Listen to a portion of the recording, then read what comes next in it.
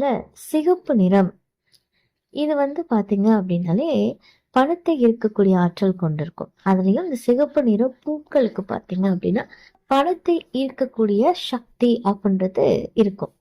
அதனால நீங்க இந்த மாதிரி சிகப்பு நிறத்துல இருக்கக்கூடிய பூக்களை வீட்டுல வளர்த்தீங்க அப்படின்னா செல்வ செழிப்பு அப்படின்றது நிச்சயமாக பெருகும். நஷ்டங்கள் அப்படின்றது நமக்கு குறைய ஆரம்பிக்கும். அதுல ரொம்ப முக்கியமான பூ அப்படின்னு பாத்தீங்கன்னா செம்பருத்தி பூ. நிறைய வீடுகள்ல செம்பருத்தி பூ வச்சு வளர்க்குறத நீங்க பார்த்துருப்பீங்க.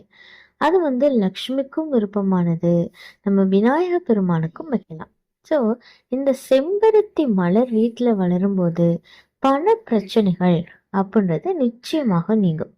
சும்மா ஏதோ ஒரு இடத்துல வச்சு வளர்த்தோம் அப்படின்னு இல்லாம வாஸ்துப்படி அதை சரியான இடத்துல வச்சிங்க அப்படின்னா தான் இந்த பலன் அப்படின்னு கிடைக்கும். இது மட்டும் கிடையாதுங்க, எந்த ஒரு மரமா இருந்தாலும் செடியா